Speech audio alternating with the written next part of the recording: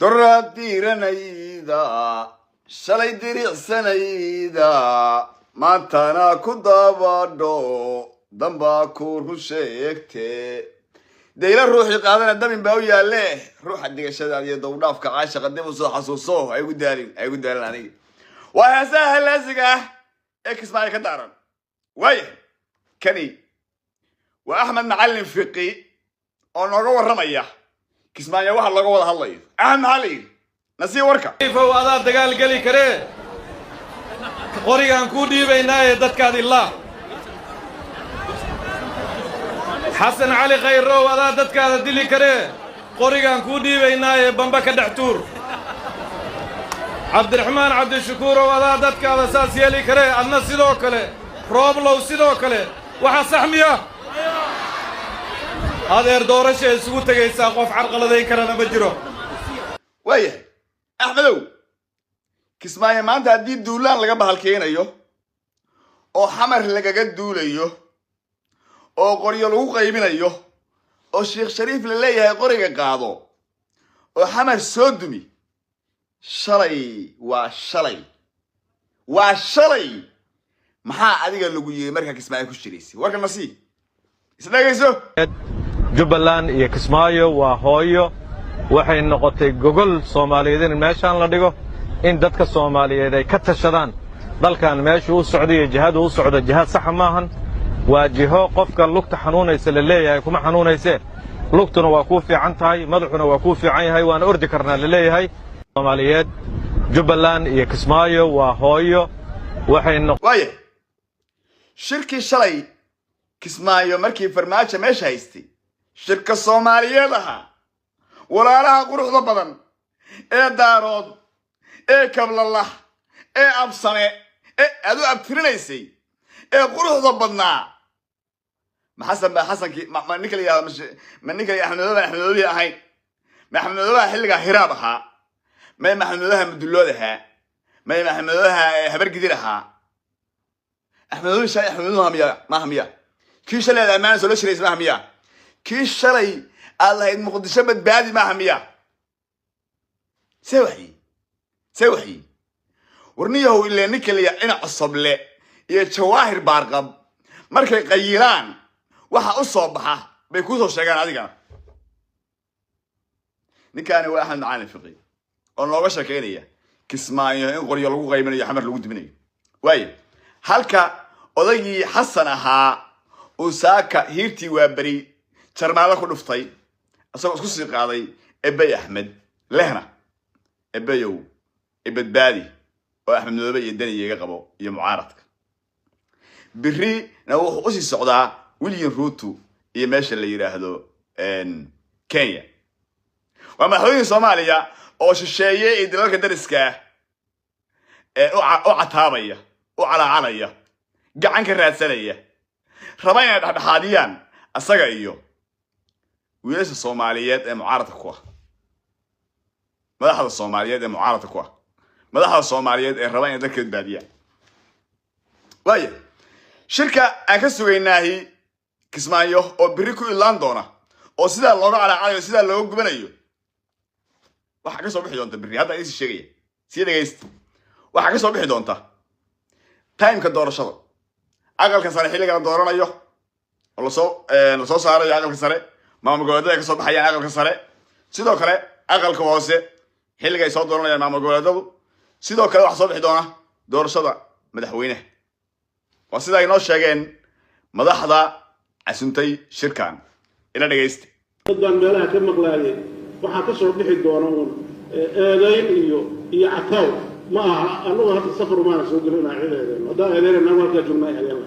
shirka waxa rabnaa ka soo baxaan wax la taawar garo lagu shaqeeyo waxaad shalay diidaneed maanta cid ka aqbali mayso dawladnimaduna wajiga ma yeelanayso shirkaana waxaad ogaataa waxa ka soo bixi doona inay tahay gogol Soomaaliyeed ay ku tashanayso haddii madaxweynuhu uu si aad u fakarayo uu iman lahaa intuu yimaado oran lahaa wadooyin meesha taladii waan dhigay xageen talada haddaan idin la bilaabaya laakiin hadday noqon weyday time-ka u dhibanna inuu yaqaano waana la garan karaa maanta waqtiga dhiban Jubbaland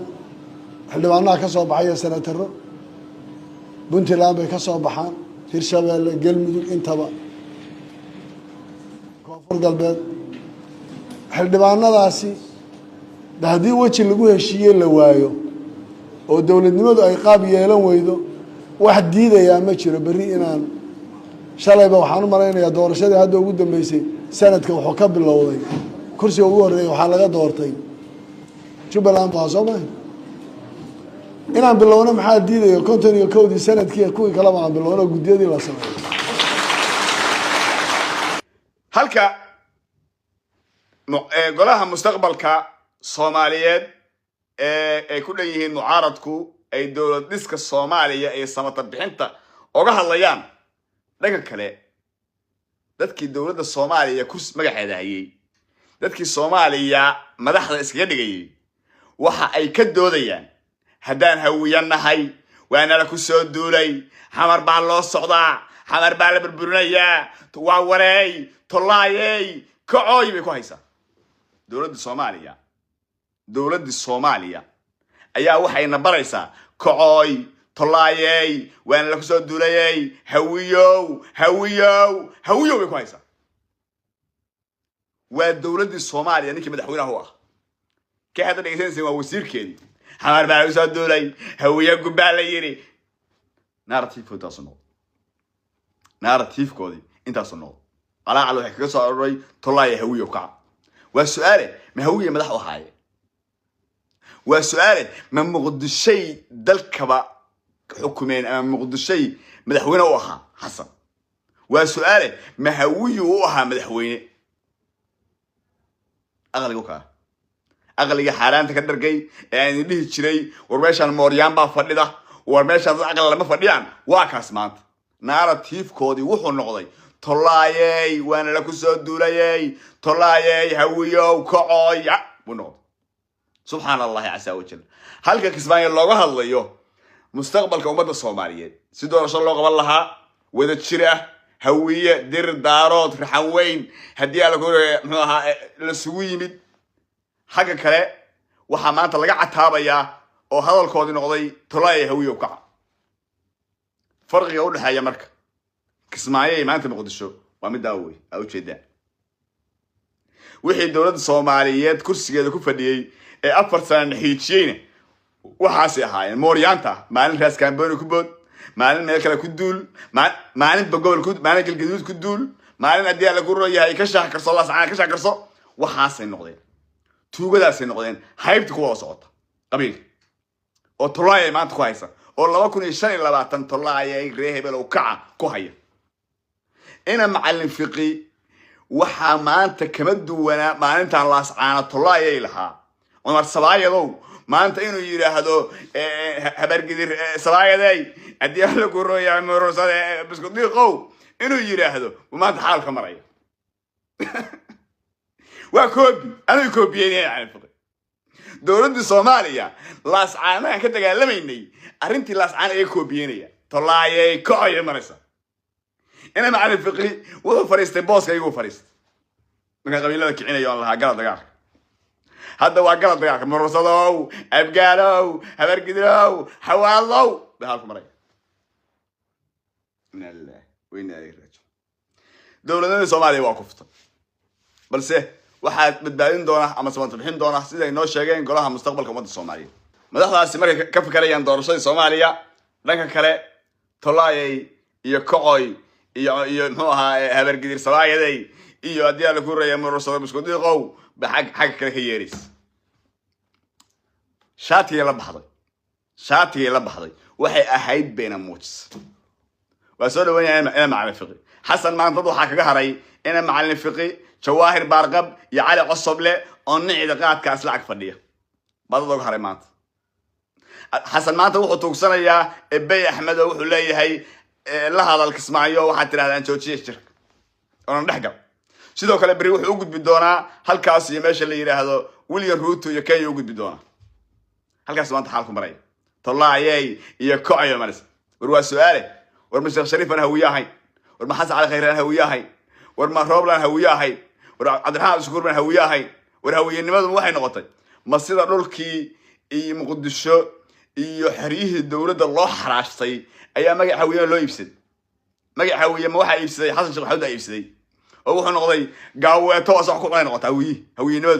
hawiyenimadii ma gaaweeto xasan wax ku cunay noqotay waa maxay tollaydan maxay tahay la jaclada hawiye oo sakala hayn sheekh shariif cabdiraxmaan cabdishakuur ma ninka yiraahdo muxuu ahaa xasan cali khayre roble aysan saamaynta iyo kartida iyo haddii la ku rooyahay la jaclada aysan ayaga hawiye kala hayn oo xasan sheekh maxamuudka dhulkii shacabka qaxiyay meydka qufanaya xabaalaha qotay meel kasta xaraastay hooyooyinku afka ilmaha ku sitaan hooyooyinka afka ilmaha ku sitaan kuwii hawiye ma ku u qareemayay soo nimankan maaha mucaaradka kan qaxiyay soo maaha midkan qanjaha weyn oo ninka la yiraahdo macalin firqi iyo xasan soo kuwa qaxiyay ma war maxay tahay dadnimada xumada iyo haddii la ku rooyahay waxaad u haysaan idinku oo kartida hawiye u haysaan oo nimankan u hayn maxay mise hawiyenimada wax ka dhigteen gaaweeta idinku ku cuntaan ma sida dhulka u galateen ba hawiyenimada u galateen dib u laabta waddanka waa laga badbaadinaya mooryaan baa tihiin aan ilaahay ka baqayn oo muslimka ka xishoonayn oo aan dadnimo lahayn oo aan damiir lahayn oo tuuga baa tihiin wuxuu yiri abdi goor wuxuu yiri ninka la yiraahdo Saaca Jeel isla naag cadaan waxaan ku yiri madaxweynaha iyagu waa musuqmaasuq soconayo musuqmaasuq ma haytay waa loitering spit waa tuug aan waxba reebayn ma aha musuqmaasuq waxa la qof wax reebayay marka waxba shaati hawiyaha gashan sidaadii 91 ku soo qoray geela 91 ku soo qorta sidin shaati hawiyaha waxba gashan balaga jeexaya dalkana waa gaad baadinaya wabillahi tawfiiq Soomaaliya nolaat